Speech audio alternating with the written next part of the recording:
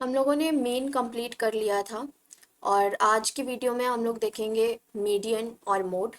सो descriptive major हम लोग पढ़ रहे थे और मीन में हम लोगों ने एग्जाम्पल लिया था, फॉर्मूला चेक किया था और ये देखा था कि आपका ग्रुप डेटा और डिस्क्रीट डेटा इन दोनों केसेस में आपके फॉर्मूले कैसे आप यूज़ कर रहे होगे। और फिर मीन में आप कोई कांस्टेंट ऐड या मल्टीप्लाई करते हो तो आपका जो न्यू एवरेज बनता है वो आपका क्या होता है। इतना हम लोगों ने पिछली वीडियो में देखा था और पिछली वीडियो बहुत इंपॉर्टेंट है क्योंकि उतना ज़्यादा एक्सप्लेन मैं इस वीडियो में नहीं कर रही हूँगी क्योंकि सेम एक्सप्लेनेशन पिछली वीडियो में भी है। सो आप वो वीडियो ज़रूर देखें जाकर इसको देखने से पहले। Next is median. So what is median?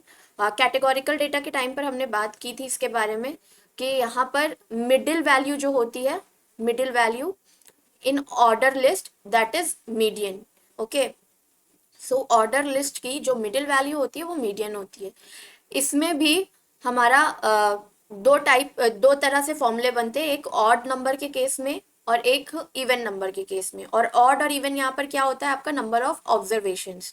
So if number of observations odd then you will have some another formula, and if you have number of observation even then you will have another formula. So let's see it. So in other words, median of a data set is the number that divides the bottom 50% of the data from the top 50%. So 50% में आपके data set को जो बांटता है उसको हम, उस value को हम मीडियन कहते हैं। तो अगर हम लोग एग्जाम्पल देखें तो सबसे पहले हमें क्या करना पड़ता है, डेटा सेट को इंक्रीजिंग ऑर्डर में अरेंज करना होता है और फिर एन जो होता है वो आपका टोटल नंबर ऑफ ऑब्जर्वेशन होता है। और अगर आपकी नंबर ऑफ ऑब्जर्वेशन ऑड है तो जो आपका मीडियन होगा वो एग्जैक्टली इक्वल होता है n+1/2th ऑब्जर्वेशन के। और अगर आपका ऑब्जर्वेशन इवन है, number of observation is even, तब आपकी जो ऑब्जर्वेशन होती है, आपका जो मीडियन होता है वो आपका n/2 एंड n/2+1, ये दो ऑब्जर्वेशन की मीन आप लेते हो, उस मीन वैल्यू को आप मीडियन बोल रहे होते हो। ये तो मैंने थियोरेटिकली बता दिया, ये चीज़ें हमें एग्जाम्पल से ज़्यादा समझ में आएंगी। तो चलिए एग्जाम्पल लेकर समझते हैं। यहाँ पे फर्स्ट एग्जाम्पल है, compute the median of the data set. So these are the observation. So यहाँ पे ऑब्जर्वेशन आपका जो भी गिवन है उसको हम सबसे पहले इंक्रीजिंग ऑर्डर में अरेंज करेंगे और इंक्रीजिंग ऑर्डर में अरेंज करने के बाद हमको इस तरह से अपना नंबर मिलता है। यहाँ पर n की वैल्यू क्या है, 3+2, 1 2 3 4 5 6 7। सो n is 7, that is odd. तो ऑड के केसेस में अगर हम यहाँ पे 50-50 इसको डिवाइड करना चाहें तो 3 डेटा सेट इधर हो गया, 3 डेटा सेट इधर हो गया, तो 6 जो है, 6 वैल्यू आपका प्रॉपरली इस डेटा सेट को 50-50% में डिवाइड कर रहा है। तो आप यहाँ से ही अपने फॉर्मूले को वेरीफाई कर सकते हो कि आपका जो मीडियन है यहाँ पर 6 है और आपका फॉर्मूला मैंने क्या बताया था यहाँ पर, n+1/2th ऑब्जर्वेशन। n की वैल्यू क्या है आपकी, 7 है। So 7+1/2 will be 8/2 is equal to 4। So fourth observation, और 6 आपका कहाँ पर प्रेजेंट है, फोर्थ ऑब्जर्वेशन पर प्रेजेंट है। Similarly if the data set is even, that example I haven't taken, I guess. Okay,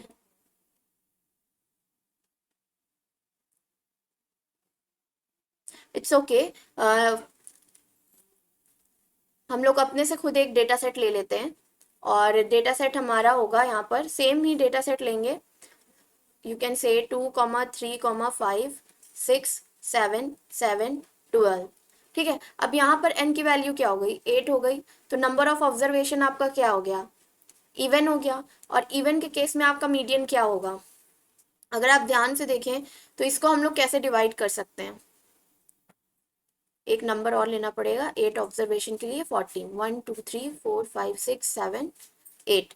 सो यहाँ पर आपका मीडियन क्या हो रहा होगा, अगर आप डिवाइड करें तो इधर 4 है और इधर 4 है, तो 50-50 ऐसे ही डिवाइड हो जा रहा है, बट बीच में तो कोई नंबर नहीं आ रहा है। तो आप किस किस ऑब्जर्वेशन को ले सकते हो, 6 और 7 को ले लोगे और 6+7/2 करके इसका जो एवरेज होगा वो इसका मीडियन हो जाएगा। सो 6+7 how much, 13/2, which will be 6.5।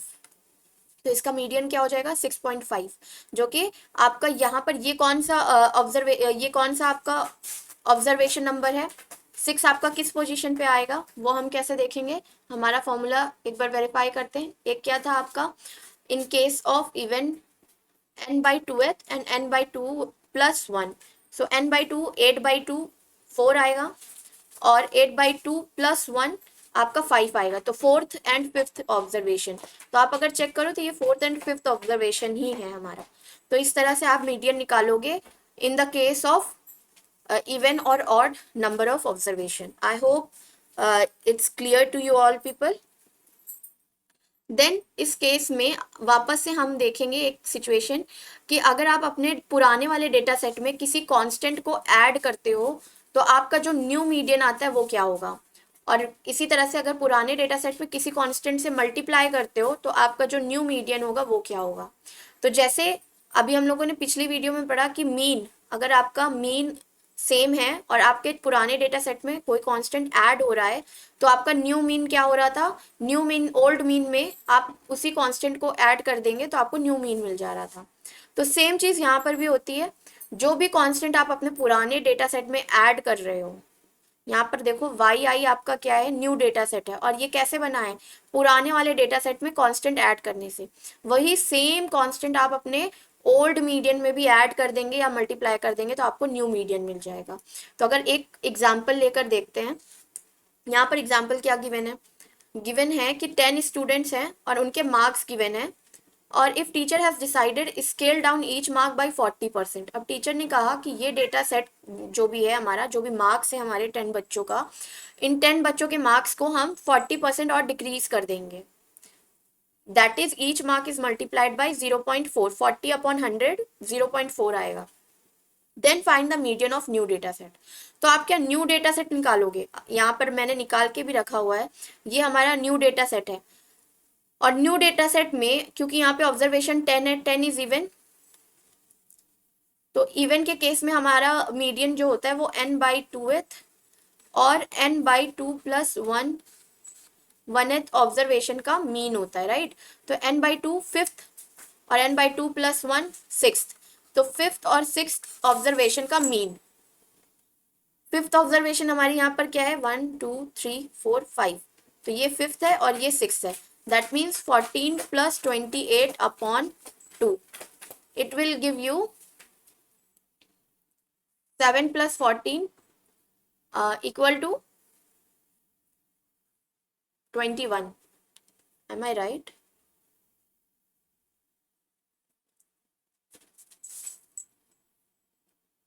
Ascending order of data set. Okay, I am wrong because here it is not arranged in ascending order.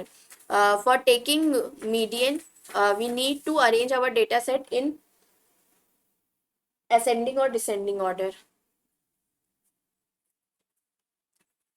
तो यहाँ पर आप जब इसको असेंडिंग ऑर्डर में अरेंज करोगे तो आपकी जो फिफ्थ और सिक्स्थ ऑब्जर्वेशन होगी वो कौन सी आएगी, 1 2 3 4 5 एंड 6, तो 24.4 and 26.4 will be your fifth and sixth observation, और इन्हीं का जो मीन वैल्यू होगा वो आपका मीडियन हो रहा होगा।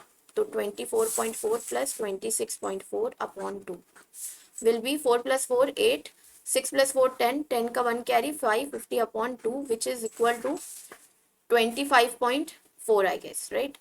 तो यहाँ पर भी आप देखो, एक तो ये था कि आप न्यू डेटा सेट पूरा बनाओ 0.4 से मल्टीप्लाई करके फिर उसका मीडियन निकालो।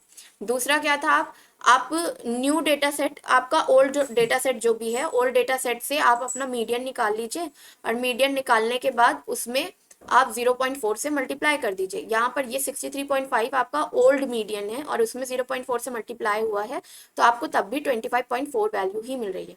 कॉम्पिटिशन में आपका ईजिएस्ट मेथड यही होता है कि आपको ये पता हो कि एडिंग कांस्टेंट और मल्टीप्लाइंग कांस्टेंट करने से आपका ओल्ड और न्यू मीडियन में क्या रिलेशन होता है, वहाँ पे आपको इतना अलग से कैलकुलेट नहीं करना पड़ता। तो ये आपको इम्पॉर्टेंट है अगर आपको अपने आंसर जल्दी करने हैं तो। Next is mode. Mode of data set is it's most frequently occurring value. जो भी वैल्यू आपके डेटा सेट में सबसे ज़्यादा बार अकर कर रही है, या फिर जिसकी फ्रिक्वेंसी मैक्सिमम है, वो आपका होता है मोड। मोड में भी सेम ऑब्जर्वेशन मिलती है हम लोगों को कि जो मोड न्यू मोड होता है वो ओल्ड मोड प्लस कांस्टेंट होता है। अगर आपके ओल्ड डेटा सेट में कोई कांस्टेंट वैल्यू ऐड होकर न्यू डेटा सेट बनाया जा रहा है तो आपको उस न्यू डेटा सेट के मोड के लिए क्या करना पड़ता है, उसी कांस्टेंट वैल्यू को ओल्ड मोड में ऐड करना होता है सिंपली। ठीक है, और वही चीज हम मल्टीप्लाइंग का कांस्टेंट भी करते हैं। यहाँ पे मैंने दोनों केसेस के लिए एग्जाम्पल दिए हैं, इसको मैं नहीं सॉल्व करूंगी, आप स्क्रीनशॉट लेकर रखें और इसको सॉल्व करके वेरीफाई भी करिएगा। Next thing is measures of dispersion. Dispersion के बारे में मैंने बताया था आप लोगों को कि डिस्पर्जन का मतलब होता है फैलाव, that is variability. Okay, variability कि आपका जो डेटा सेट है वो कितनी दूर तक स्प्रेड है, फैला हुआ है।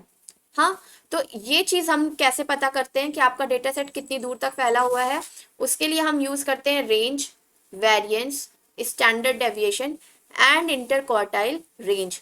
ये चार चीजें हम लोग पढ़ रहे होंगे to know the measure of dispersion. First thing is range. Range बहुत इजी होती है, सिंपली आपके डेटा सेट में जो भी मैक्सिमम और मिनिमम वैल्यू है उनका आप डिफरेंस कर देंगे, आपको रेंज मिल जाएगी। ओके, अब ये डेटा सेट है आपका, इसमें आपका मैक्सिमम और मिनिमम दोनों ही 3 है, तो आपकी रेंज क्या हो गई, यहाँ पर 0 हो गई। ओके, सिमिलरली आपका ये डेटा सेट है तो इस केस में मैक्सिमम इज 5, मिनिमम इज 1, तो यहाँ पर आपका रेंज क्या हो गया, 4 हो गया। ठीक है, अब क्योंकि हम यहाँ पर सिर्फ मैक्सिमम और मिनिमम वैल्यू ले रहे हैं, बीच की जो भी डेटा की वैल्यूज हैं उनको हम लोग टच नहीं कर रहे हैं, तो ऐसे केसेस में क्या होता है, मान लीजिए इसका मिनिमम मैं रखूँ 1 और उसके बाद हमारा जो डेटा है वो है 61, 62, 63, 64 और फिर उसके बाद मैं ले लूँ 1000, तो हमें जो रेंज मिल रही, रेंज तो हमें क्या मिल रही है, 1000 minus 1, that is 999, right, not 999, it's या 999। सो रेंज हमें 999 मिल रही है, बट क्या ये डेटा सेट को डिफाइन कर रहा है, अच्छे से नहीं कर रहा है। क्यों, क्योंकि हमारा मेन डेटा सेट तो अराउंड 60s है, राइट, बट यहाँ पे हमें 999 मिल रही है रेंज। तो रेंज कई बार आपके आउटलायर्स का इफेक्ट देखने को मिलता है। आउटलायर्स क्या होता है, आउटलायर्स नाम से ही पता चल रहा है जो दूर के होते हैं या फिर एक्सेप्शनल होते हैं, मतलब डेटा सेट में डेटा बाकी डेटा पॉइंट से मिलते जुलते नहीं होते हैं। अब जैसे यहाँ पे 1 और 1000 है तो ये बाकी डेटा पॉइंट से मिलते जुलते नहीं है, अलग अलग तरह के दिख रहे हैं, राइट, तो ये हमारा आउटलायर्स कहला जाएगा। तो रेंज जो होता है वो सेंसिटिव टू आउटलायर्स होता है। क्यों, क्योंकि ये सिर्फ मिनिमम और मैक्सिमम वैल्यू को ले रहा होता है। आई होप आपको आउटलायर्स के बारे में पता चला होगा और रेंज पर आपका आउटलायर का क्या इफेक्ट पड़ता है वो भी पता चला होगा। क्योंकि आउटलायर्स जो होते हैं वो आपके डेटा सेट के में से नहीं होते हैं, डेटा सेट से थोड़ा अलग होते हैं, और क्योंकि हम लोग रेंज में सिर्फ मैक्सिमम वैल्यूज और मिनिमम वैल्यूज देख रहे होते हैं तो हमें आउटलायर्स जो है गलत डेटा दे देते हैं। अब जैसे कि मैं यहाँ पे रेंज देखूँ 999 इज रेंज, यानी कि मैक्सिमम और मिनिमम का डिफरेंस 999 है, तो मैं क्या गेस कर पाऊंगी इस डेटा के बारे में, इस डेटा के बारे में मैं यहाँ पर मतलब बहुत मुश्किल से ये हमें पता चल सकता है कि आपका जो डेटा सेट है वो सिर्फ ओनली 60s में है। हम लोग देख रहे होंगे कि 999 है तो 100 की भी पॉसिबिलिटी है, 200 की भी पॉसिबिलिटी है। सो ये जो आउटलायर्स है वो हमारे डेटा सेट को मिस इंटरप्रेट कर देते हैं, इसलिए ये रेंज सेंसिटिव भी होते हैं। नेक्स्ट थिंग इज, अगर यहाँ पे हम लोग डेटा सेट देखें तो 1 2 3 4 5 गिवन है और range of data set is 4, और दूसरा डेटा सेट अगर हम देखें तो यहाँ पर रेंज क्या है 14। इन दोनों ही डेटा सेट में 1 पॉइंट का डिफरेंस है। ठीक है, यहाँ पर आप देखो 1 2 3 4 5 और यहाँ पे 1 2 3 4 15, तो डिफरेंस सिर्फ 5 और 15 का है, बट रेंज की वैल्यू देखो कितनी तेजी से बदल गई, यहाँ पे 4 है और यहाँ पर 14 है। तो आपके जो आउटलायर्स हैं, आउटलायर्स आपका 5 और 15 आउटलायर है, और ये दोनों ही आउटलायर्स आपके रेंज को तेजी से चेंज कर रहे हैं, तो it's a sensitive to range, outlier sorry, range is sensitive to outliers. Okay,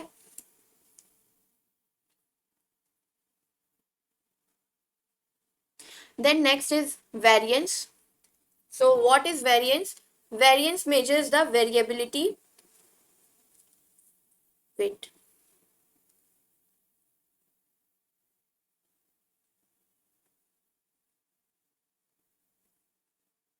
Yeah.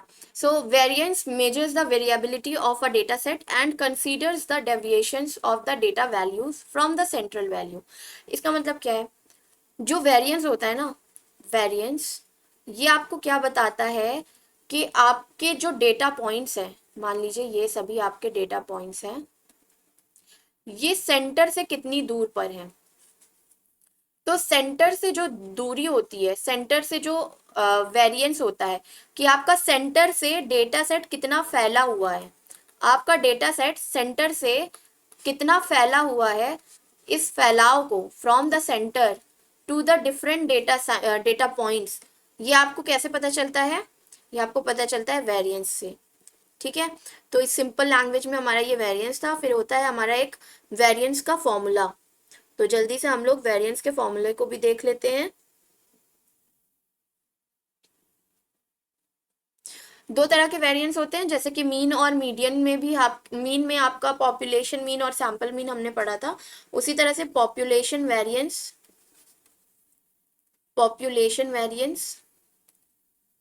और सैंपल वेरिएंस होता है। ऐसा क्यों होता है? क्योंकि मीन पर डिपेंड करता है। ये मीन से कितना वेरिएंस रखता है उस पर डिपेंड करता है।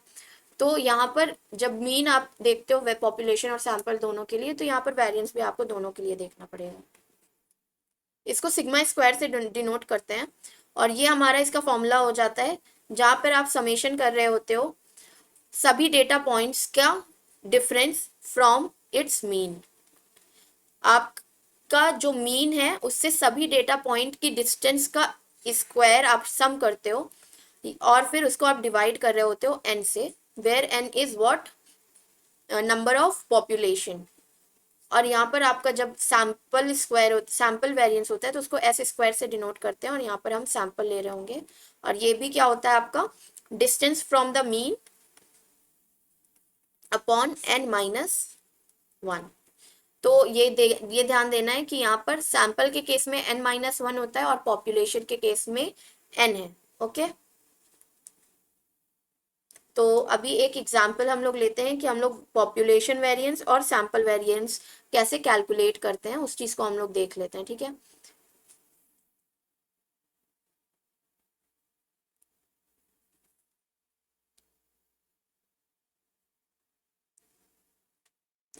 Let's say a data set 68, 79, 38, 68, 35, 70, 61, 47, 58 and 66। These are the data set. तो यहाँ पर xi क्या हो गया हमारा? xi ये नंबर हो जाएंगे, तो नंबर में हमारा हो गया 68, 79, 38, 68, 35, 70, 61, 47, 58 एंड 66। तो ये हमारा xi हो गया डेटा पॉइंट्स। फिर हम देखेंगे xi माइनस x बार निकाल कर। तो सबसे पहले इसका मीन निकालना पड़ेगा, और इसका मीन क्या है? Mean of the data set.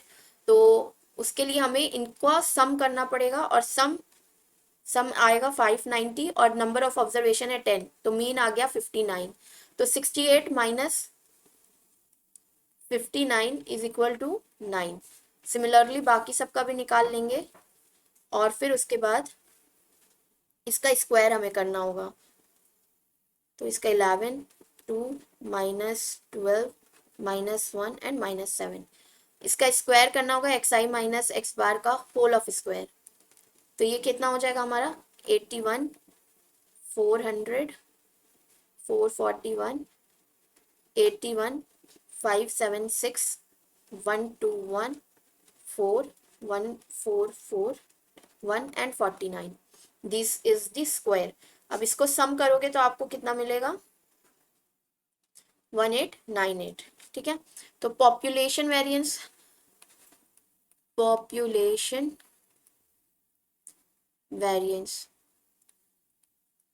Sigma square, और इसका फॉर्मूला हमारा क्या हो जाएगा यहाँ पर पॉपुलेशन वेरिएंस का? Summation of i equal 1 to n xi minus x bar का whole of square upon n। तो ये इसका समेशन हमारा आ गया 1898 अपॉन एन हमारा क्या है 10। सो 189.8 is population variance. Similarly sample variance कैसे निकालेंगे? सैंपल वेरिएंस में बस इतना डिफरेंस आ जाता है कि नीचे आपका n-1 होता है, तो 1898 अपॉन n-1, तो 1898 upon 9 which is equal to 210.89। तो ये दो तरीके हो गए हमारे पॉपुलेशन वेरिएंस और सैंपल वेरिएंस को सॉल्व करने के। इसमें भी दो केसेस आते हैं, adding a constant,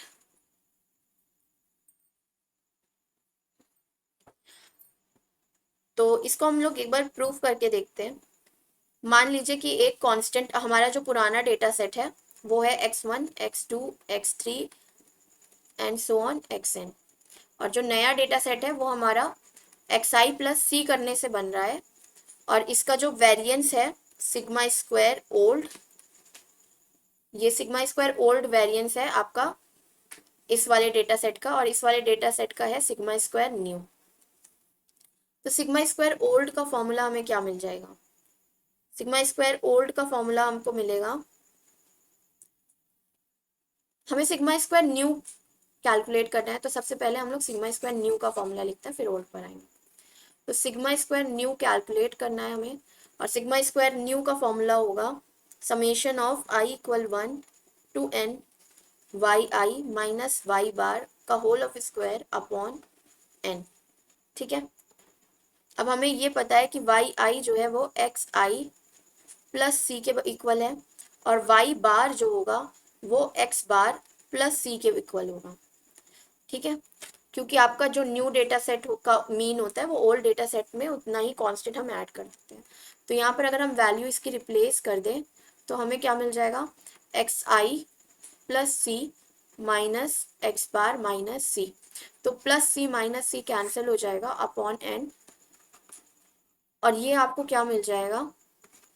x I minus x bar का whole of square upon N, जो कि इक्वल है सिग्मा स्क्वायर ओल्ड के। तो यानी कि एडिंग अ कांस्टेंट और सब्सट्रैक्टिंग अ कांस्टेंट का कोई असर नहीं पड़ता हमारे न्यू और ओल्ड वैल्यू पर इन केस ऑफ वेरिएंस। ठीक है, वेरिएंस के केस में ऐड कांस्टेंट ऐड करो घटा दो कोई फर्क नहीं पड़ेगा, आपका जो सिग्मा स्क्वायर न्यू होता है वो सिग्मा स्क्वायर ओल्ड के इक्वल होता है। अब इसी तरह से हम लोग देख लेते हैं मल्टीप्लाइंग अ कांस्टेंट। काम करते हैं, इसको साइड में करते हैं और यहाँ पर ही सॉल्व करते हैं हम।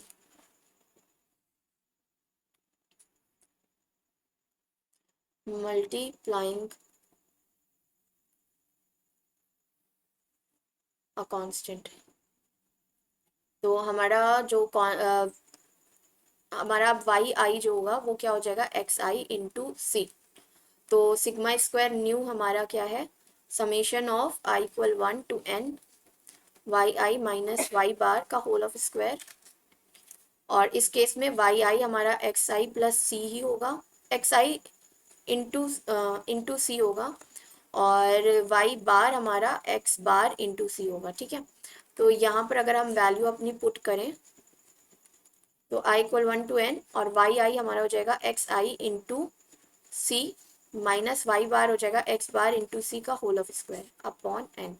ध्यान से देखो तो सी कॉमन है, हम सी को कॉमन कर सकते हैं, और क्योंकि होल ऑफ स्क्वायर है तो सी स्क्वायर हो जाएगा, तो सी स्क्वायर इंटू एक्स आई माइनस एक्स बार का whole of square upon n, जिसको हम लोग लिख सकते हैं c square into summation of i equal 1 to n x I minus x bar का whole of square upon N.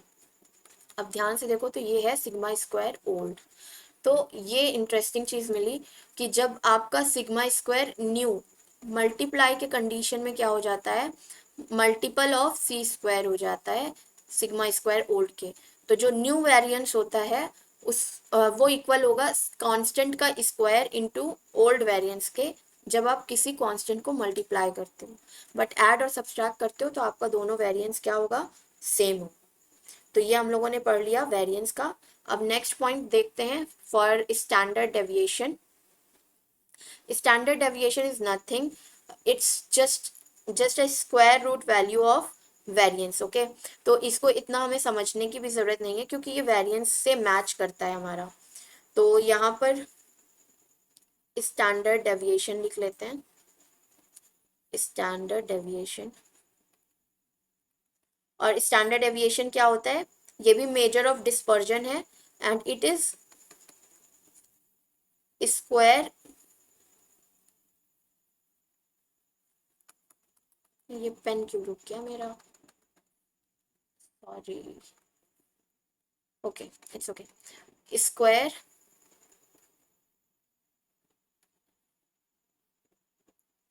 it is square root of the variance।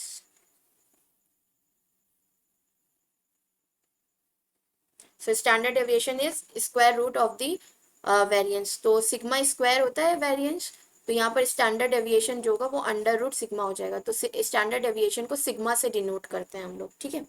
तो population standard deviation क्या होगा हमारा, population standard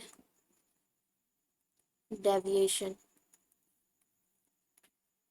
under root x आई minus x bar का whole of square upon n, और ये 1 to n जाएगा obviously.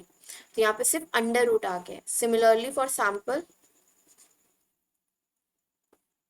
ये भी अंडर रूट में होगा, बस फर्क क्या होगा, n की जगह पर आपका n-1 आ जाएगा, ठीक है। इसमें भी आप एडिंग अ कांस्टेंट अगर आप करोगे तो, क्योंकि ये वेरिएंस का क्या है, वेरिएंस का रूट वैल्यू ही है, और वेरिएंस जब इक्वल होते हैं तो वेरिएंस की रूट वैल्यू भी इक्वल होगी। तो यहाँ पर आपका sigma old equal sigma new हो जाएगा, ठीक है।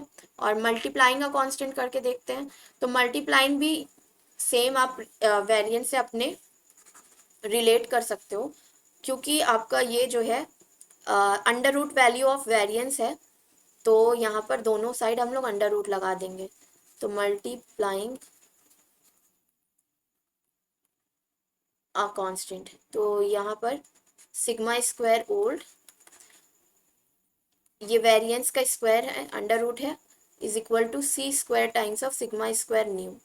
ये उल्टा लिख दिया मैंने,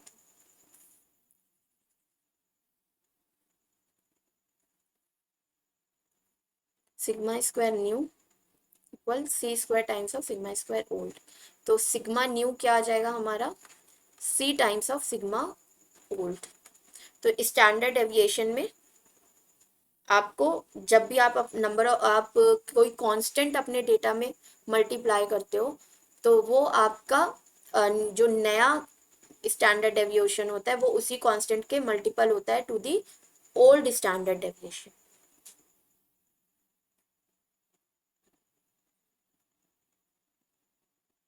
next thing is measure of dispersion में तीन चीजें हम लोगों की हो गई है। एक तो हो गया हमारा rank, then next was variance, then standard deviation, और लास्ट बचा है हमारा इंटर क्वार्टाइल रेंज। पर इंटर क्वार्टाइल्स पढ़ने के लिए हमें एक चीज पता होनी चाहिए, that is percentile. What is percentile, okay. तो परसेंटाइल को देखने के लिए मैंने एक एग्जांपल लिया हुआ है नेट से। लेट्स से यहाँ पर स्कोर्स ऑफ स्टूडेंट्स गिवन है 40, 45, 49, 53, 61, 65, 71, 79, 85 एंड 91। तो यहाँ पे पूछ रहा है कि 71 स्कोर का परसेंटाइल कितना है। तो ये है हमारा 71 स्कोर और इसका परसेंटाइल हमें बताना है।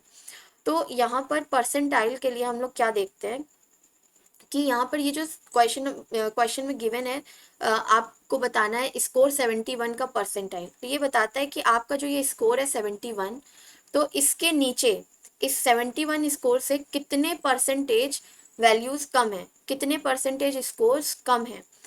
और अच्छे से समझते हैं, तो number of scores below 71, below 71, 71 के नीचे कितने स्कोर आ रहे हैं उसी का परसेंटेज हम निकालेंगे, और वही परसेंटेज आपका 71 का परसेंटाइल होगा। तो इसमें अगर हम देखें तो 71 से नीचे कितने स्कोर्स हैं आपके 6, और नंबर ऑफ स्कोर्स कितने टोटल 10। तो यहाँ पर परसेंटेज कितना आ जाएगा इसका 6/10 into 100 which is equal to 60%। यानी कि 71 मार्क्स जो है आपका स्कोर जो है उससे नीचे आपके 60% स्कोर हैं। ठीक है, तो ये जो 71 मार्क्स का परसेंटाइल है वो क्या हो गया 60% हो गया, 60 परसेंटाइल हो गया। तो परसेंटाइल हमें क्या बताता है कि उस पर्टिकुलर परसेंटाइल से नीचे आपके कितना परसेंटेज ऑफ स्कोर और डेटा प्रेजेंट है। तो ये तो हमने देखा कि आपके डेटा सेट में पर्टिकुलर स्कोर का परसेंटाइल कैसे निकालते हैं। तो यहाँ पर एक बार परसेंटाइल की डिफिनेशन देख लेते हैं। The sample 100p percentile is the data value having the property that at least 100p% of the data are less than और इक्वल टू इट। ये थोड़ा सा टीडियस डिफिनेशन है, बट क्योंकि फॉर्मल थी तो मैंने इसको ले लिया। आप इसको देख सकते हैं, बट मैंने इसको समझाया है अच्छे से percentile easy value easy example लेकर, तो आप उसी को ही प्रोसीड कीजिएगा कि परसेंटाइल आपका क्या होता है। परसेंटाइल बताता है कि उस एग्जैक्ट परसेंटाइल से नीचे आपके कितने डेटा कितना परसेंटेज ऑफ डेटा प्रेजेंट है। आगे फिर से देखते हैं परसेंटाइल हम लोग कैसे कंप्यूट करते हैं। सबसे पहले हमें ऑर्डर में अपने डेटा को लिखना है। ऑर्डर में डेटा को लिखने के बाद यहाँ पे दो केसेस लेनी है। एनपी कैलकुलेट करना है, जहाँ पर पी जो होगा आपका, पी जो होगा वो कैसे आता है आपका, अगर 25% है तो p की वैल्यू आपकी जो होगी वो 100p इक्वल 25% होगा, समझ लीजिए। तो p आपका क्या आ जाएगा 0.25 आ जाएगा। इस तरह से हम p कैलकुलेट करते हैं यूजुअली। और अगर आपका जो ये np वैल्यू है वो इंटीजर नहीं है, तब आप smallest integer greater than np value को लेंगे। और अगर आपका np एक इंटीजर है उस केस में आप np और np+1 वैल्यू को लेंगे। ये ऐसे नहीं समझ में आएगा, एग्जाम्पल लेकर ही समझना पड़ेगा। तो let's take one example here, I have written already. तो यहाँ पर डेटा सेट है हमारा और जिसका 25th परसेंटाइल हमें निकालना है, 25th परसेंटाइल निकालना है। तो 25th परसेंटाइल हम कैसे निकाल सकते हैं। सबसे पहले हमको p की वैल्यू चाहिए, क्योंकि 25th परसेंटाइल है तो p की वैल्यू क्या हो जाएगी 0.25 और n की वैल्यू क्या हो गई 10 हो गई। तो हमने सबसे पहले अरेंज किया डेटा को असेंडिंग ऑर्डर में, ये हमारा पहला स्टेप है, arrange the data in increasing order.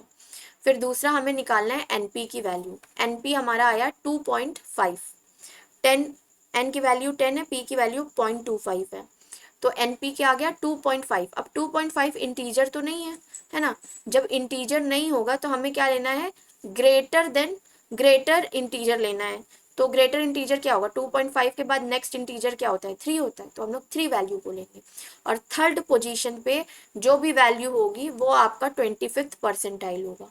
तो थर्ड पोजीशन पे 47 प्रेजेंट है, that means 47 is 25th percentile. ठीक है, इसी तरह से 75th परसेंटाइल अगर आपको पूछा है तब क्या करोगे आप, सिंपली n की वैल्यू 10 है और p की वैल्यू 0.75 है, तो np की वैल्यू 7.5 हो गई। तो स्मॉलेस्ट इंटीजर ग्रेटर देन 7.5 क्या है आपका 8, और 8th ऑब्जर्वेशन आपकी क्या है 68। तो 75th परसेंटाइल आपका 68 है। इसका मतलब ये है कि इसके नीचे 68 के नीचे 75% डेटा है। ठीक है, 68 के बिलो में 75% डेटा है, इसका मतलब ये होता है 75th परसेंटाइल विच इज 68। इसी तरह से अगर हमें 10th परसेंटाइल देखना है, तो 10th परसेंटाइल देखना है तो यहाँ पर n की वैल्यू 10 हो गई, p की वैल्यू 0.10 हो गई, तो np हमारा क्या आ जाएगा 1 आ जाएगा। अब ये देखो ये क्या है आपका इंटीजर है, so here 1 is integer, np की वैल्यू इंटीजर मिल गई है। और इंटीजर के केसेस में हम लोग क्या करते हैं, हम लोगों को फर्स्ट और सेकंड ऑब्जर्वेशन, फर्स्ट और सेकंड ऑब्जर्वेशन कैसे आ गई, ये nth वैल्यू हो गई, ये nth वैल्यू हो गई, nth एंड n+1th ऑब्जर्वेशन हम लोग देखते हैं। nth ऑब्जर्वेशन हमारी क्या है फर्स्ट, और n+1 ऑब्जर्वेशन होगी सेकंड। तो फर्स्ट और सेकंड ऑब्जर्वेशन क्या है 35 + 38, इसका एवरेज क्या हो गया 36.5। तो 10th परसेंटाइल आपको क्या मिल गया 36.5। इसी तरह से 50th परसेंटाइल आप जब निकालोगे तो 50th परसेंटाइल में आपको एनपी की वैल्यू 5 मिली जो कि इंटीजर है, और इंटीजर के केस में हम लोग क्या लेते हैं, nth वैल्यू लेते हैं और n+1 लेते हैं। तो 5th और 6th ऑब्जर्वेशन लेंगे और हमें क्या मिल जाएगा, 61 + 66 का एवरेज 63.5। तो 63.5 हमारा 50th परसेंटाइल होगा। और 50th परसेंटाइल जो होता है वो मीडियन के इक्वल होता है, इक्वल टू मीडियन होता है, क्योंकि परसेंटाइल क्या है, यहाँ पर आपका जो परसेंटाइल होता है वो डिवाइड करता है। अगर 75 परसेंटाइल है तो यानी कि आपका नीचे बिलो डेटा 75% होगा और ऊपर 25% प्रेजेंट होगा डेटा। तो एक तरह से परसेंटाइल आपके डेटा सेट को डिवाइड कर रहा होता है, और जो क्वार्टाइल जो आप परसेंटाइल बोलते हो उसके नीचे आपका परसेंटाइल प्रेजेंट होता है, वो परसेंटेज नीचे प्रेजेंट होता है। अब जैसे यहाँ पर आपका परसेंटाइल क्या है, 50th परसेंटाइल। तो 50th परसेंटाइल का मतलब ये है कि 63.5 जहाँ पे भी आपको स्कोर मिलेगा वो आपको यहाँ पर कहीं पे मिल रहा होगा, इसके नीचे आपका 50% डेटा प्रेजेंट है। तो ये ऑब्जर्वेशन आपको मिलती है परसेंटाइल से। अभी हम क्वार्टाइल्स के बारे में पढ़ सकते हैं। अब आपके लिए क्वार्टाइल्स बहुत ईजी हो जाएगा। यहाँ पे 3 क्वार्टाइल होते हैं, first, second and third quartile. Okay, first, second and third quartile. First quartile को आप Q1 से रिप्रेजेंट करते हो, सेकेंड क्वार्टाइल को Q2 से, एंड थर्ड क्वार्टाइल को आप रिप्रेजेंट करते हो Q3 से। Next thing is, what is quartiles? Quartiles are the values that divide a given data sets into 4 parts by 3 quarter. मान लीजिए आपका कोई डेटा सेट है, तो डेटा सेट को ये 4 पार्ट में डिवाइड करेगा। ठीक है, 4 पार्ट में कैसे डिवाइड करता है, सबसे पहले तो आधे में डिवाइड करता है विच इज 50%, फिर उसके बाद 25% लेता है और 75% लेता है। एक मैक्सिमम लेगा और एक मिनिमम लेगा। तो इस तरह से आपका डेटा कुछ 3 क्वार्टर्स में, 1 क्वार्टर, 2 क्वार्टर एंड 3 क्वार्टर में आपका डेटा डिवाइड हो रहा होता है। 25th परसेंटाइल को फर्स्ट क्वार्टाइल बोलते हैं, 50th परसेंटाइल को सेकंड, जिसको मीडियन भी बोलते हैं, और 75th परसेंटाइल को हम लोग थर्ड बोलते हैं। ठीक है, तो क्वार्टाइल क्या करता है, हमारे डेटा सेट को ब्रेकअप करता है 4 पार्ट में with 25% data value being less than the first quartile. तो 25 परसेंटाइल से छोट, मतलब पहला पार्ट जो होता है, पहले पार्ट में आपकी वो वैल्यूज होती हैं जो कि आपके 25 परसेंटाइल से कम होती है। दूसरे पार्ट में ये हो गया आपका फर्स्ट, दूसरे पार्ट में वो वैल्यूज होती हैं जो कि आपके 50th परसेंटाइल से कम होती हैं, और तीसरे पार्ट में आपकी वो वैल्यूज होती हैं जो कि आपके 75th परसेंटाइल से कम होती है। तो इस तरह से फर्स्ट, सेकंड और थर्ड में डिवाइड करता है आपके डेटा सेट को क्वार्टाइल्स। ठीक है, पहले वाले ऑब्जर्वेशन में हम लोगों ने 25th, 50th और 75th तीनों क्वार्टाइल्स को कैलकुलेट, परसेंटाइल को कैलकुलेट किया है। तो उस हिसाब से 47 आपका फर्स्ट क्वार्टाइल है, 63.5 आपका सेकंड क्वार्टाइल है और 68 आपका थर्ड क्वार्टाइल है। अब लास्ट टॉपिक है हमारे पास 5 नंबर समरी। 5 नंबर समरी भी हमारे क्वार्टाइल से ही मिलती है। तो 5 नंबर समरी जो होता है वो बहुत ही अच्छा वे माना जाता है डेटा सेट को समराइज करने का, और ये बहुत अच्छे, मतलब ये डिस्क्रिप्टिव स्टैटिस्टिक के बारे में डेटा प्रोवाइड करता है। ठीक है, तो यहाँ पर आपके 5 चीज़ें होंगी। एक है minimum, first quartile, second quartile और मीडियन, थर्ड क्वार्टाइल और मैक्सिमम। तो इस तरह से यहाँ पे 5 पार्ट्स हो गए, और इन 5 पार्ट्स में आपका इन 5 पार्ट्स को आप 5 नंबर समरी बोल रहे होते हो, क्योंकि आपके ये 5 नंबर आपके डिस्क्रिप्टिव स्टैटिस्टिक की को समराइज करते हैं, डेटा सेट के बारे में बताते हैं। तो यहाँ पर एग्जाम्पल गिवन है। उसके बाद हम लोग पढ़ेंगे इंटर क्वार्टाइल रेंज। तो इंटर क्वार्टाइल रेंज क्या होती है, इंटर क्वार्टाइल रेंज होती है जो आपके का Q3 और ये लोड होने में इतना टाइम क्यों ले रहा है। यहाँ पर ही मैं बता देती हूँ क्योंकि लोडिंग में बहुत टाइम ले रहा है वहाँ पर। So inter quartile range is nothing but it is the difference between third quartile and first quartile. Okay, so difference between third and first quartile is inter quartile range. तो हमें इतना ही पता होना चाहिए इंटर क्वार्टाइल रेंज के बारे में। अब हम लोग नेक्स्ट वीडियो में क्वेश्चन सॉल्व कर रहे होंगे, क्योंकि हम लोगों का most of the basic part complete हो चुका है। अब सिर्फ एक चैप्टर बचा हुआ है जिसमें हम पढ़ेंगे एसोसिएशन बिटवीन 2 वेरिएबल्स, और उसके बाद हम अपने मेन डेटा साइंस के सिलेबस पर आएंगे which is permutation and combination. जबकि हम लोगों के गेट के सिलेबस में मीन, मीडियन, कोवेरिएंस, कोरिलेशन, ये सब चीज़ें भी हैं, तो वो भी हम लोग इन सभी वीडियो में कवर करते हुए चल रहे हैं। So stay tuned, do work hard. Thank you so much.